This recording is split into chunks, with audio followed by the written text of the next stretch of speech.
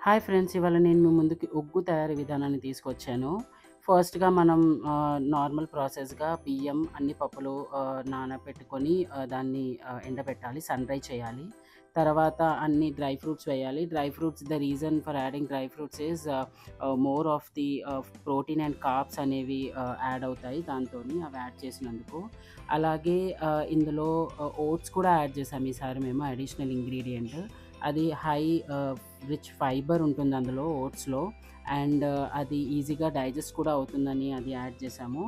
And next ingredient వచ్చేసి మేము soya beans and sabudana add చేసాము. అవెందుకు యాడ్ చేసామంటే ఇప్పుడు తను పెద్దదవుతుంది. ఆల్మోస్ట్ 1½ ఇయర్‌కొచ్చింది. సో, తనకి ఇంకా అడిషనల్ న్యూట్రియంట్స్ కూడా యాడ్ అవ్వాలి అని చెప్పి ఈసారి అవి కూడా యాడ్ చేసాము. ఎంత మనం బయట ఫుడ్ బేబీకిచ్చినా కానీ మన ఇంట్లో ప్రిపేర్ చేసిన దాంట్లో ఇలాంటివి కొన్ని యాడ్ చేస్తూ ఉంటే ఎక్స్‌ట్రాగా వాళ్ళకి అడిషనల్ న్యూట్రియంట్స్ అనేవి ఎళ్తాయి. అండ్ వాళ్ళ బ్రెయిన్ డెవలప్‌మెంట్ అండ్ ఫిజికల్ డెవలప్‌మెంట్‌కి కూడా చాలా మంచిగా యూజ్ అవుతాయి.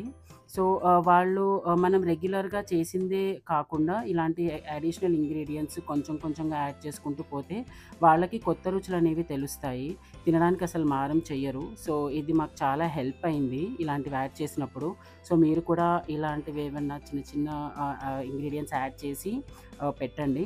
సో, అప్ టు 2 ఇయర్స్ వరకు ఉగ్గు పెట్టాలి అంటారు. ఎందుకంటే వాళ్ళకి ఎంత బయట ఫుడ్ తిన్నా హోమ్‌మేడ్ ప్రిపరేషన్ సెరిల్ ఫుడ్ అనేది చేస్తారు కాబట్టి మేమిలా ట్రై చేసాము. సో, మీరు కూడా ఇలాంటివి ఏదైనా అడిషనల్ టిప్స్ ఏమన్నా యాడ్ చేస్తే మాతో షేర్ చేసుకోవచ్చు. లాస్ట్‌గా మేము ఇందులో నెయ్యి యాడ్ చేసాము. ఇది హోమ్‌మేడ్ నెయ్యి. That is best for digestion and at the same time దానికి టేస్ట్ అనేది బావుంటుంది. ఈజీగా అట్రాక్ట్ అవుతారు. ఇలాంటి మరిన్ని వీడియోస్ కోసం నా ఛానల్‌కి సబ్స్క్రైబ్ చేయండి. బాయ్.